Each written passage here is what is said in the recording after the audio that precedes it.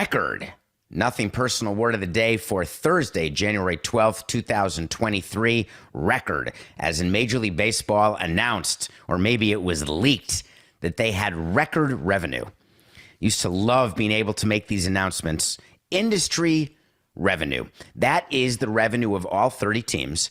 Add them all up. The ticket sales, food, beverage, merchandise, every bit of revenue, corporate sales, naming rights, local broadcast revenue. Put that in a pot.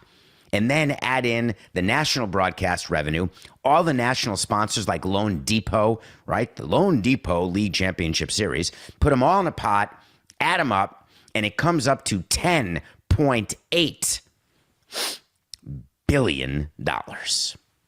Pretty good, right? Baseball was excited. That was always part of owners' meetings where they would put the deck. That's a presentation deck. You may do those in your place of work where you make these presentations and you have PowerPoints, and they would have announcements and they'd show a video that would make all the owners feel good about themselves, and it would show highlights of the year.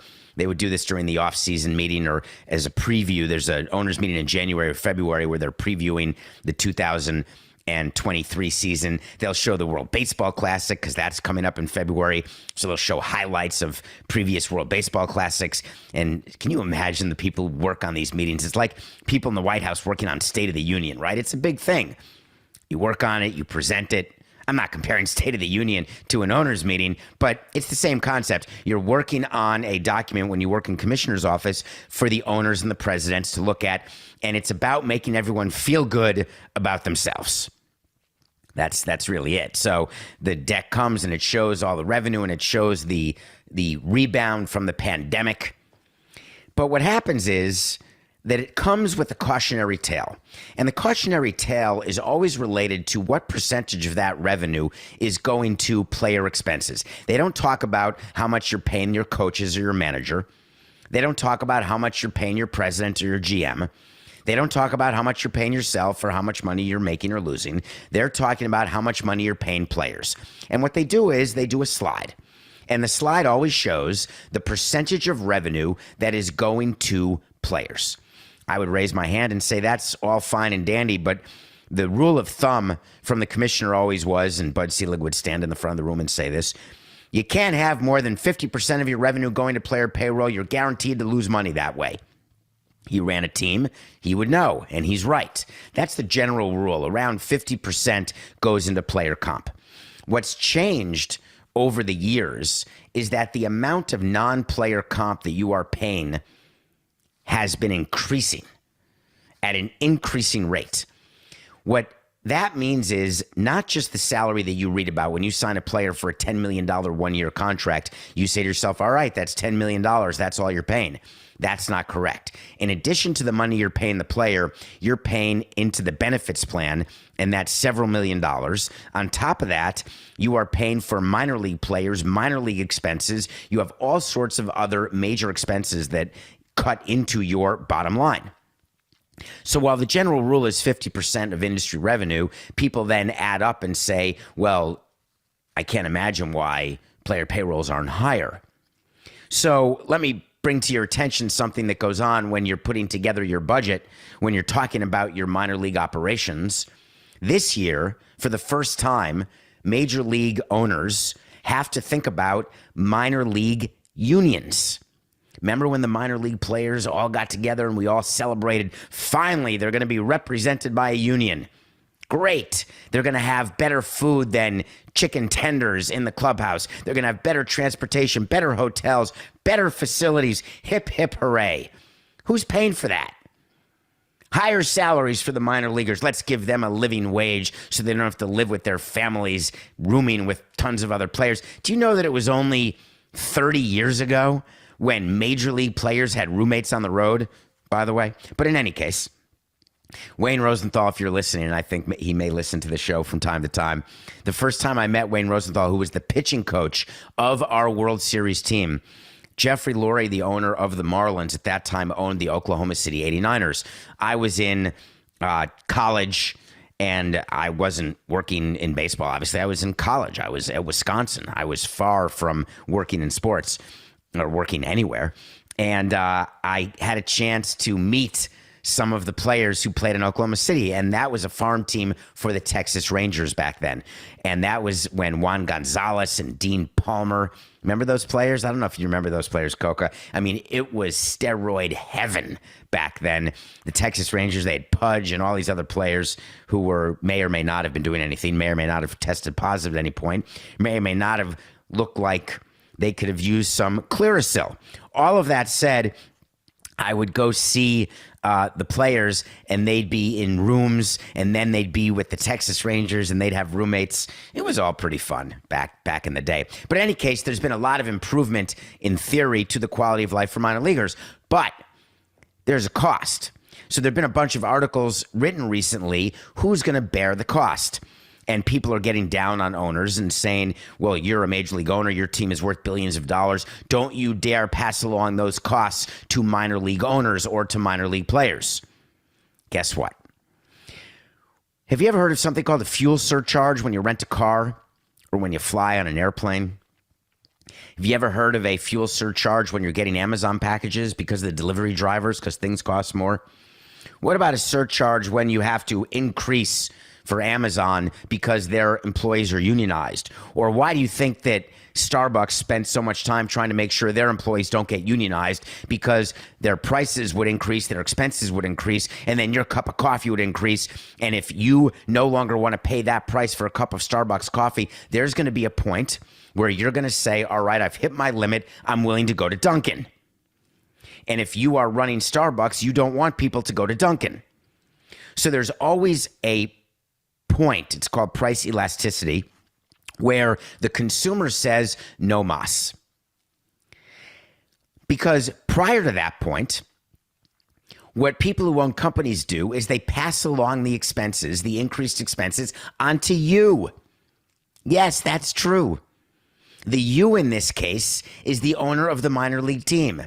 And then the you in this case is the people who go to minor league games because your ticket prices are going to increase. Major league owners have already decided they are not going to bear the brunt of all these increased expenses. They're going to pass it along the way every industry does. They pass it along to someone else. Don't cut into my bottom line. I'm going to cut into your disposable income. So there's going to be a lot of fighting that goes on right now. Trust me. And the fighting is going to be between major league owners and minor league owners. And guess who wins that? Major league owners. And the way they win it is come this collective bargaining agreement, because they're negotiating one with the minor league players, come this time, right? They're going to again contract the number of affiliated teams that Major League Baseball teams have to support. Just watch it. It's going to happen. So Major League Baseball announces this amazing new revenue. They're almost at $11 billion. Here's what they don't say in any release, and we always would get it, not in the main deck during the owners' meeting, but it would be talked about like at the dinners or in the committees. Where's the NFL? The NFL has about $17 billion. The NBA used to be in third place, around 6 or 7. The NBA is catching MLB, and that is something that MLB does not ever want to have happen. So one of the ways that you keep your revenue increasing is you look at what the baked-in increases are in your sponsorship deals, in your local rights deals. So while Major League Baseball announced this record in revenue, don't forget that a huge part of it is they started these new national broadcast deals this year. That accounted, right? They had revenue of $10.7 billion in 2019. That's the last full year pre-COVID. They're up to 10.8, right? So there's been an increase of $100 million from 10.7 to 10.8. But by the way, here's a shocker. They had new broadcast revenue nationally of about $300 million. That means there's been a decrease in other areas of revenue, but they're not going to announce that. They're not going to talk about it. Where has the decrease come? It's from you. You guys aren't going to games anymore the way you used to. Attendance is down. Gate revenue is down. Now, one of the reasons attendance is down is that not as many teams are lying about their attendance the way we used to. That was always a way to keep attendance going up. That's why you could have pretty good PR, right? It's something that Bud Selig really wanted. He wanted attendance to go up every single year. And that's announced attendance. That doesn't mean that your gate revenue is improving or increasing. It means that you are pretending that there are more people coming to your games so you can say, hey, our game is more popular than ever. Stop writing articles that baseball has aging demographics, that baseball is disappearing, that baseball is less relevant. Look, we are bringing in all of these fans. And MLB would do these press releases. They were always fun for me because I would do it too. It's so silly, right? We've got more people coming to Marlins games than go to Dolphin games or Heat games. That's true. We've got 10 times the number of home games. Our attendance is not 10 times Dolphins' attendance.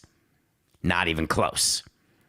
Basketball, there are twice as many baseball games as basketball games. In theory, if it's equal, you'd have twice as much attendance, right? That'd be the math. But we'd always say, we've got more attendance as a team or as an industry. But now when you lie less about your attendance numbers go down. But that's not the focus of owners. I never once was asked by a team owner, hey, what's your attendance? Nope. The question you get asked is, and the question that you find an answer to because you get numbers from other teams, what is your gate revenue? Because if I've got 10 people come and they each pay $1, that's the same as one person coming who pays $10. Except I get to say my attendance is 10 versus my attendance being 1. So there's many people who would say, I'd rather have 10 people at $1 than one person at $10. But the question is, those 10 people who come in at $1, how much other dollars are they spending? Are they going to buy a hot dog and a beer, or because their price point was so low, they'd rather bring in their own candy and their own food in plastic bags in their clear see-through bag, hide it in their pockets, and then not spend money on any of your food? If the one person who spends $10 on a ticket then says, hey, I feel good about myself, I'm going to buy a beer and a hot dog and a shirt, that one person has given you what's called a per cap. The per cap then of that one person, if he buys all those things, let's say he spends $20 on other items, that means his per cap is now $30. That one person spent $30 by walking in your door. $10 on tickets, $20 on other things. If your 10 people spend $1 on tickets and only $1 on food each, that means those 10 people have a per cap of $20 total. That's a $2 per cap. So there's so many ways that you can maneuver these numbers. It's all about PR. I'm not saying that MLB is doing a bad job of revenue by any stretch. Noah Garden, who's running their chief revenue officer, has done a terrific job of getting corporate sponsorship up. National corporate sponsorship has set a record. There's companies who want to be associated with Major League Baseball. There's companies who are willing to name stadiums as part of their corporate sponsorship deals on a national level. All of those things are positive. But when you look at what players are being paid, when you look at what total payroll is, remember on a previous show we told you, don't focus on all the $300 million contracts. Don't focus on the players making $40 million a year. Focus on total industry expense. Add up the payrolls of all 30 teams this year, and then compare it to the payroll of all 30 teams from last year. And that will show you what the payroll increase is, and then match that to the revenue increase and see whether or not 50 cents of every additional dollar is going toward players. When you have owners trying to make up for the pandemic, you're seeing this with airlines, right? Have you noticed if you're flying that your airline tickets are hugely expensive? They're all these companies are trying to make up for all the COVID losses. They're trying to hit 8-run home runs to make up for the losses, to get their earnings per share up, to get their stock prices back up, because all stocks got depressed this year. The market was down in historic ways. So there are things that companies are doing, shortcuts, trying to figure out how do we make as much money as quickly as possible. Sports owners are doing the same thing. They had years of losses that they did not plan on, sizes of losses they did not plan on, and they're trying to make it better, and they're trying to make it up. How do you do it? You do it by lowering your player expenses. So one player who got his expenses lowered, Carlos Correa. We've talked about him a few days in a row. Carlos Correa officially signed his deal. He did not get $300 and $15 million from the Mets. He did not get $350 million from the Giants. He got his $200 million from the Twins, and then something happened. I hope you watched it. There was a press conference, and guess who was at the dais? You know, Scott Boras was there, because that's his rule. If you sign one of my players and you have a press conference, I will be at the head table. He is the only agent who requires this. And teams give in every time. Raise your hand if you've given in. Yep, we've given in. I didn't want to give in. I made an issue of it with our last Boras big signing was Wei In Chen, and I was ready to go to the mat. I was ready to say to our owner, and I did say to our owner, I'd rather not sign Chen than have Boras at the table. And the owner said to me, don't be ridiculous. You're going to give up signing a guy to be our number 2 starter behind Jose? You're going to give that up because Boras wants to be at the table? Let him be at the table. And that is the exact behavior that informs his future decisions. That's how every owner thinks. Don't upset Scott Boras. GMAB. So Scott Boras gets up there and he starts talking and he gives some quotes during the press conference, and they're so good. So how do you explain when you have a Correa press conference? You have to explain how he went from $350 million to $200, and you have to make sure that your player, this is critical when you're an agent, you've got to make sure that your player says that he is happy where he is, that he is happy with the work that the agent did. Because you don't want prospective players out there saying, wow, Scott Boras didn't get it done. So Scott Boras made sure that Carlos Correa praised him, and he did. Carlos Correa said, it was a lot of challenges thrown at us throughout the whole process, but at the end of the day, Boras got me to a place where I'm happy, where I feel right at home. You think that Carlos came up with that on his own? You think that they don't practice and they don't rehearse and they don't media train what they're going to say? You think it's all off the top of their heads? Forget about it. So Boras then had to explain what went on with the Giants and the Mets physicals. You have to have an answer. His answer was a great one. I must admit it's the exact answer that I would give, but I want you to see through it because it's strictly for PR. He tried to explain to you that doctors can have different opinions. We know this. So far, I agree. And then he said, we're not here to fault exterior physicians and their opinions, but I will say that medicine, particularly in sport, orthopedic functionality and clinical exam on a day-to-day basis is far more important than an MRI. What he's saying is that Carlos Correa got an MRI in San Francisco, got an MRI in New York. The doctors in San Francisco and New York saw something on an MRI that troubled them. But the doctors in Minnesota, either they saw the same thing and ignored it or didn't see the same thing, but it didn't matter because Minnesota lived with the player. So they saw him every day. They knew that he wasn't injured, that his lower right leg wasn't keeping him out of games. So they're in a better position to make sure that they're willing to give him money. But Scott, why did they not give you the $285 over 10 years that they had offered when the offseason started? How come you didn't address that? What's the reason that you agreed to a deal that can max out at $270 over 10 years, but it's 4 team options? What explains that the 4 vesting and team options are at numbers well lower and add up to numbers less than what they offered when the offseason started? Did something change with the team that saw and lived with him on a day-to-day basis? Your critique and your explanation of what took place rings hollow to me because you didn't give us any reason why you accepted less money. Is that because no other teams were offering anything and the Mets had walked away? Could that be the reason? He also went on to say that what happened with Correa, it's about a large separation in the orthopedic community about functional fitness and clinical exams versus MRIs. I like it when I used to talk medicine. Even on this show, when I talk about medicine, Coco will say to me, you're not a doctor, don't speculate. Only talk about what we know. When you run a team, you specialize in talking about things you don't know. That's what you do for a living. You stand up there and spin, baby, like a dreidel. We go up and talk about anything, about our players, about performance, about what we're expected. When we're losing games, we'd say, hey, this is giving us strength. It's better to lose them now than later. That's always a good one. When you win a lot of games in April, you say, hey, these games are just as important as ones in September. When you lose a lot of games in April, you say, hey, what matters is how you finish, not how you start. I've got every explanation in the book for every possible thing that can happen during the course of a season. It's like a playbook. It's a PR playbook. When it comes to players and their injuries, there's another part of the playbook about what you say and what your expectations are. But when it comes to comparing doctors and talking about clinical exams versus MRIs, here's a news alert. You do both.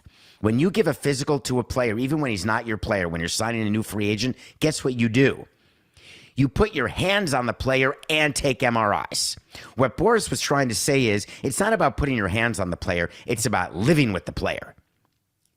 Because in theory, Minnesota knows that Correa was ready to play every day, but the other teams don't because they weren't living with him. Guess what? We read box scores. We speak to people in the other organizations. We are very aware that Correa has not missed time because of his lower right leg. You think that's news to the Giants and Mets? Oh my God. Thank God, we thought he was injured. I guess he's not. The Minnesota doctors had nothing to do with this signing. The Mets doctors had nothing to do with why he's not a Met.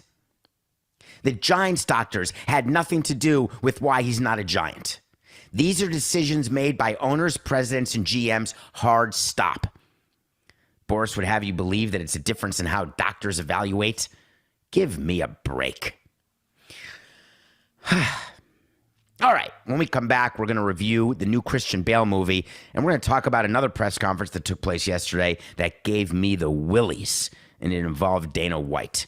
We'll be right back. Welcome back to Nothing Personal. It's David Samson. How you doing? Matthew Koch and I come to you every day, 5 days a week, giving you insight from a front office perspective, from a sports business perspective. You're just not getting it anywhere else. We'll tell you how it is, and we'll keep doing it because you keep listening and watching and subscribing. Don't forget to tell your friends and family. Spread the word. We like it. Should we give away something again, Coca? We didn't talk about this pre-show. I think like it's time. Because the last giveaway we did, we still never heard from that guy. The 10,000th subscriber on YouTube never contacted us. Why is that? How about this? I'm going to give away another piece of memorabilia. Plus, this is silly, but wouldn't it be a good thing to have? I'm just talking about a signed piece of memorabilia from a player, but also a Nothing Personal with David Samson notepad. Those are pretty cool. I mean, if you're me, they're cool. All right, what can we do, Coca? Let's do a contest. Can it be a random contest? Let's get to, where are we with YouTube? We haven't hit 12,000. Let's get to 12,000 YouTube subscribers. Just go on YouTube. It's YouTube/@NPDS or YouTube/Nothing Personal with David Samson. They both get you to the page. Hit subscribe. We're on there live 3 days a week. We do shows 5 days a week. More of you are watching them.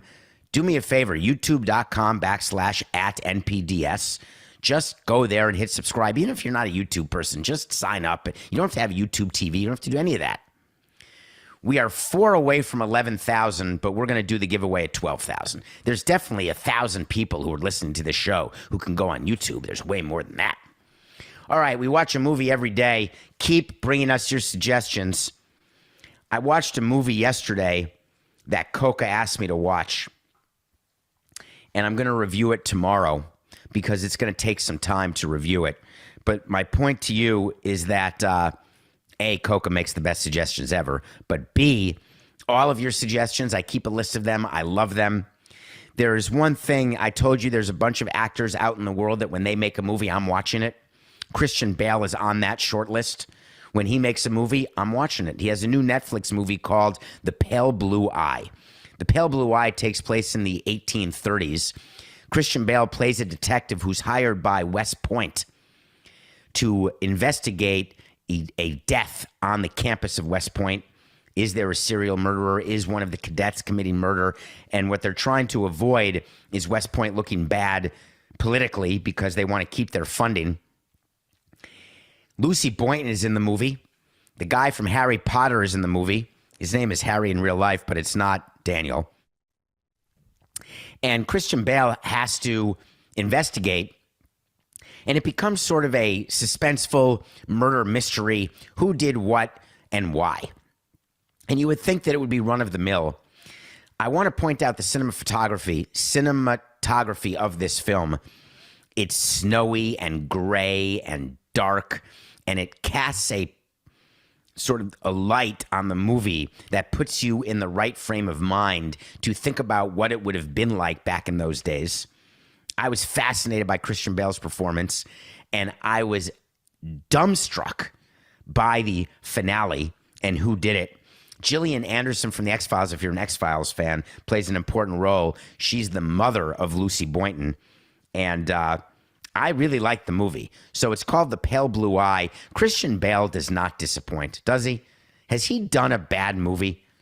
I was trying to think of anything that he's done that I didn't love, and I can't come up with it at all. The Pale Blue Eye, Netflix, check it out.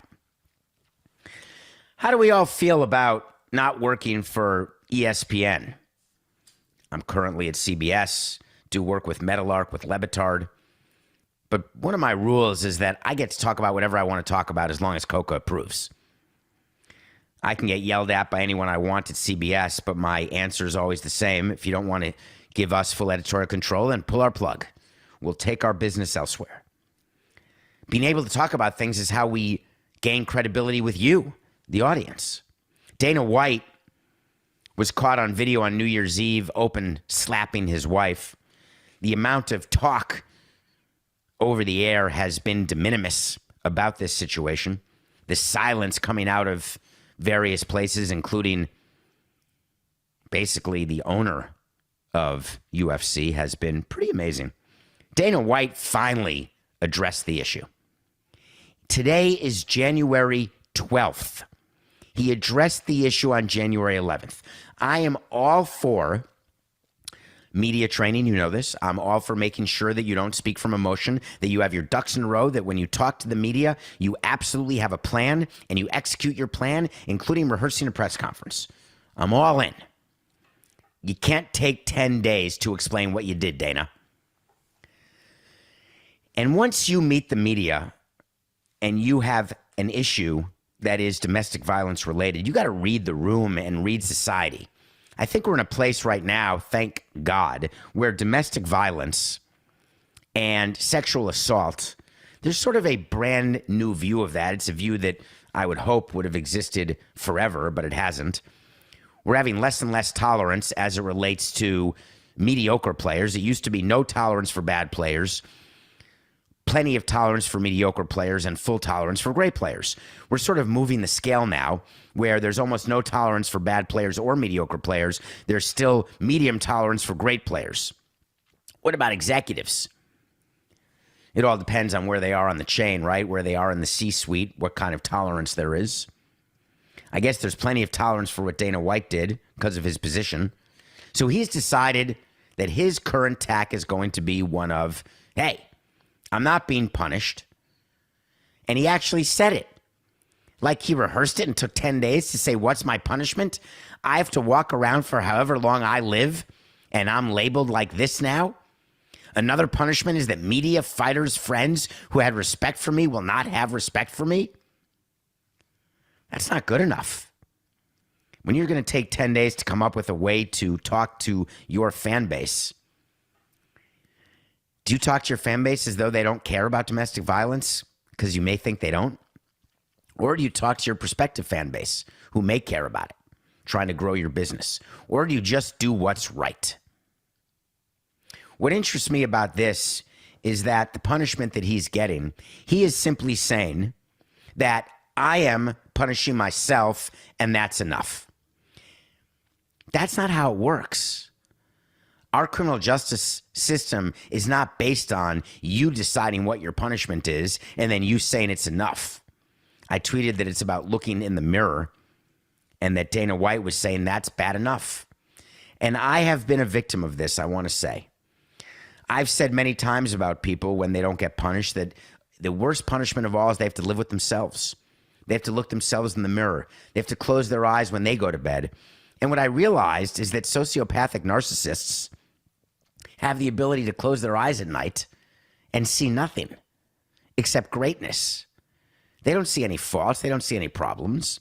I'm certainly not labeling Dana White. I'm not labeling anybody. You know who you are. You know how you sleep. You know if you're committing crimes. You know what you're doing in your family, outside your family. You know what you're doing in your business. Don't tell me people don't know when they're committing fraud or people don't know when they're committing crimes. What, you got away with a crime? O.J. Simpson, when he sleeps at night, what does he think about? Nothing. Does that make him a sociopathic narcissist? Answer that for yourself. But when you are the head of UFC and you're part of the MMA community, and there's enough questions about that community to start with, right?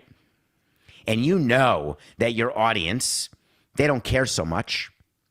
You know the community's totally toxic. Does that impact what you say during your press conference? You bet you're bippy. It reminded me of NASCAR. Do you remember when NASCAR, they started to get rid of the Confederate flags when there was all the stuff going on with the social reckoning, trying to look for some racial equality? And there were people saying, what are you doing that for? Play to your audience. The NASCAR audience loves Confederate flags, obviously, generally speaking. Those days are over, folks. You can't just play to your audience. Dana White made the mistake yesterday of simply playing to his audience.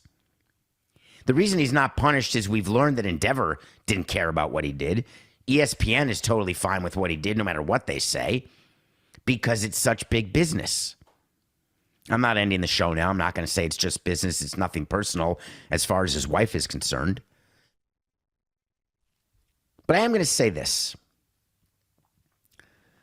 What would have been wrong with Dana White taking the podium and disagreeing with what Endeavor did and ESPN did? What would be wrong with actually taking the affirmative approach and saying, I deserved to get way more negative attention than I did because this type of behavior is unacceptable. I deserve to be suspended. I'm never going to say I deserve to lose my job, but I am taking an unpaid leave of absence for 30 days while I work on my family life and I work on my personal life and I work on understanding why, 30 days is just a start, why I would think it's okay to hit a woman. He didn't say that because he wasn't forced to. Most people who say it because they're forced to. You've heard me talk about people who say they've got sexual addiction right after they get caught cheating. All right, that's normally when people say it. That's when they become sex addicts, only after they're caught.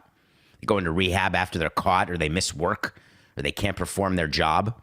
Not as many people voluntarily change their behavior because it's a sickness and it's hard to do, and I have great empathy for that. I don't have great empathy. I'm terrible at empathy. I have great understanding. I learned about empathy from my daughter, who is getting her doctorate in psychology, and she told me that empathy, I have to not just feel what other people are feeling, but I have to be in their shoes, experience them feeling it. I'm terrible at it, and I've tried, and I'm still trying therapeutically to get more empathy because I think it would make me a more well-rounded person, but man, it's damn hard. I don't understand how on one point, sorry, Coke, we're off the subject, but on one point, I can't say that I understand what it's like to be in someone's shoes. That's disrespectful. I'm not in their shoes. I'm a person of privilege. But on the other hand, I have to have empathy. How can that be? Anyway. All right. We won a game. The Bucks beat the Hawks.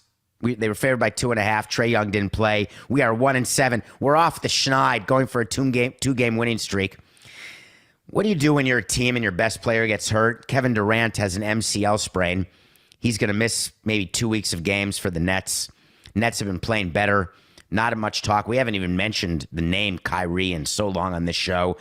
We haven't talked about Ben Simmons. We haven't talked about Steve Nash disappearing. We haven't talked about Jacques Vaughn maybe being coach of the year. It's been not a lot of drama. We're about to find out whether or not the Nets can play without Kevin Durant. Not a good way to start to play with the Celtics.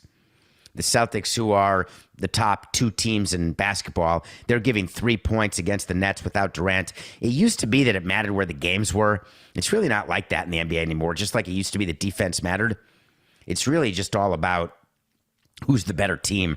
The Celtics are the better team. We're taking Celtics -3 versus the Nets. Okay, NFL playoffs starting Saturday. 6 games of wild card weekend. I love it. I love all these national deals. I don't care that there's money, so much money flowing to the NFL. I'm not jealous of it anymore. It used to be that wild card weekend was my favorite because it was wild card weekend. Now they have to call it like wild card long weekend. But they didn't change the name of it. It's not wild card weekend. We have games Saturday, Sunday, and the Cowboys Buccaneers Monday. It didn't used to be that way. Love that. I wonder if players like having short weeks. They're used to that in the playoffs, right? You have the chance of playing Sunday and then Saturday, but there were never Monday night playoff games. Has there been a Monday night playoff game ever, Coca? Maybe some sort of weather delayed game or something. Anyway, we've got wild card weekend coming up, and you're starting to see teams as they prepare, and you're going to start seeing teams travel to where they're going, and it's pretty exciting. The matchups are going to be pretty amazing. I want to talk about the Dolphins. When I moved to Miami in 2002, since 2002, the Miami Dolphins have not won a playoff game. I'd just like to point that out. So my son was born in 03, went to college in 21. He spent his entire life growing up in Florida, did not see the Dolphins win a playoff game. Now, you could say, hey, you didn't see the Marlins win a playoff game either. That's not true. They were in the playoffs in 2020, and he was born in June of 2003.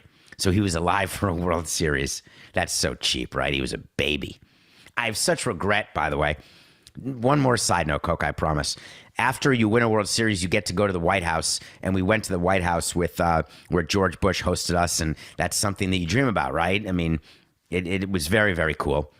And we brought our 2 daughters, but did not bring our infant son. So there's a picture of us with George Bush, the president, and it looks like we have 2 kids.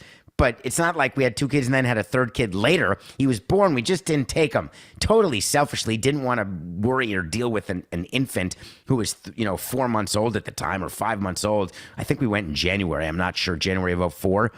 Either way, I'm sorry that we didn't bring him. Why was he even talking about that? Oh, because he lived his entire life before going to college and didn't see the Dolphins win a playoff game. The Dolphins are back in the playoffs for the first time in 6 years, and they're going to Buffalo, where emotions are obviously going to run strong. Damar Hamlin is out of the hospital in Buffalo. Can you believe it? It's been 9 days. 9 days since his heart had stopped on the field of play. And he's now home. It is a medical miracle. Shout out to the trainers, the first responders. The Bills are giving money now, which is terrific, to getting people certified in CPR. I wish I were certified in CPR. I guess I could be certified in CPR. I am going to buy an AED, one of those devices, in case I have the big one. Someone can do it to me maybe if I'm not alone.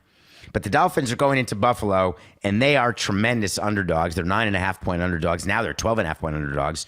And the question has been, will Tua play? There's 2 teams who have quarterback questions. The Ravens, will Lamar play? And the Dolphins, will Tua play? I want to spend a minute talking to you about Tua. And the real issue with Tua right now in Miami is not whether he'll play. As you recall, we have a wait to see that he's out for the year.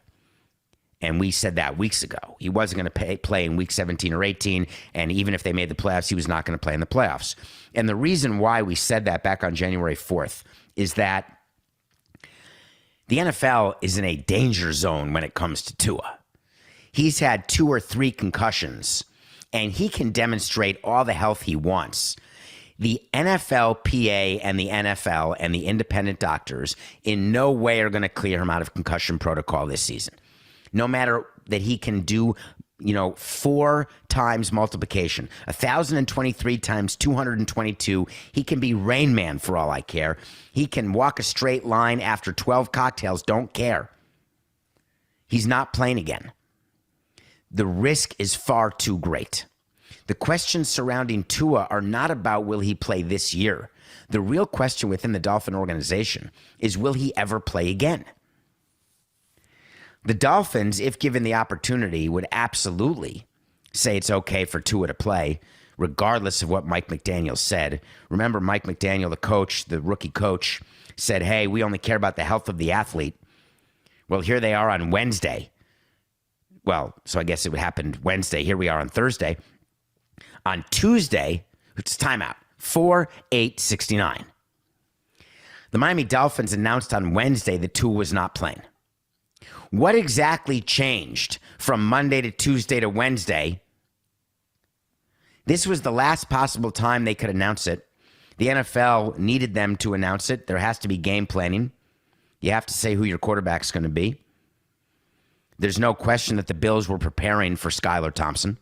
They knew that Bridgewater was still hurt. You can game plan for Teddy as well, but the key is you're not game planning for Tua. Were the Dolphins not announcing it for strategic reasons? We would do that with a starting pitcher, maybe do that with a closer, with a bullpen arm, pretending they're available when they're not.